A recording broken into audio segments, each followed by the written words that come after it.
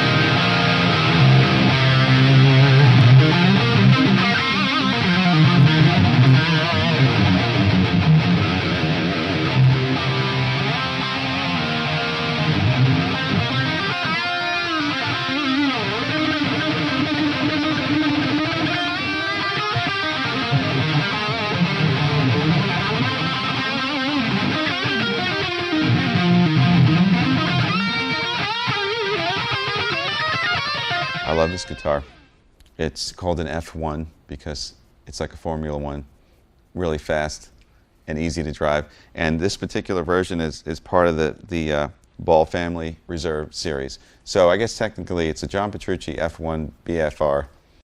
And of course, all my guitars since the beginning have always had DiMarzio pickups. I'm a big fan of humbuckers, no middle pickup, no mounting rings, all because of technical reasons. The great thing about DiMarzio, and it's the same with Music Man, all you guys are so into promoting the art and experimenting and stuff, so you don't know how many times we've swapped out pickups and had discussions and changed things. You know, I always call it trying things in the heat of battle. The only way to truly tell is when you have the guitar and you're playing live, you can kind of hear the interaction of all the elements, or when you're in the studio and things are mic'd up and you can get more detailed. With this guitar, on the previous album, this was only a prototype, and you know, since then the guitar came into production and I toured with it for a year, so I'm really comfortable and familiar with the sound of it now. So if we make a pickup change or experiment with any other element, even a cable, I know where it's coming from and how it changes.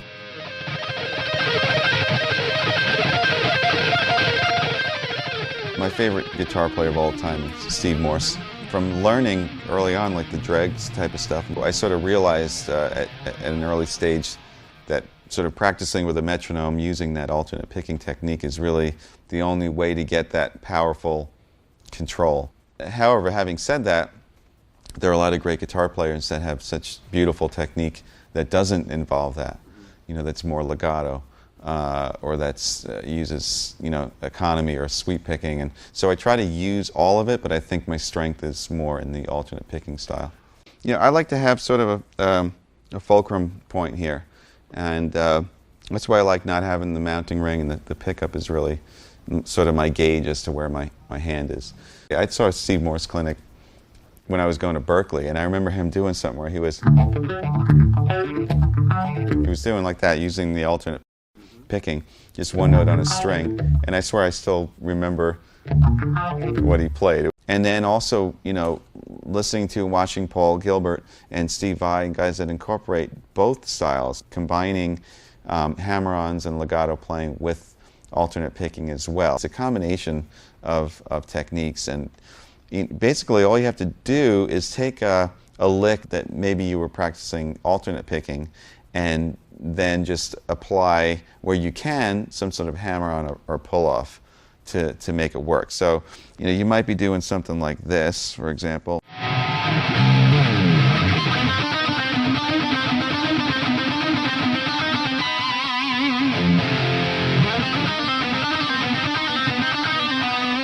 So that's the difference there. So the first way is all alternate.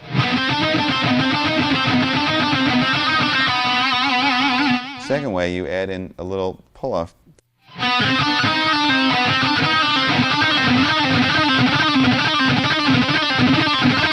And if you kind of mute the strings a little bit, it's very a la Paul Gilbert. You hear this sort of whipping sound.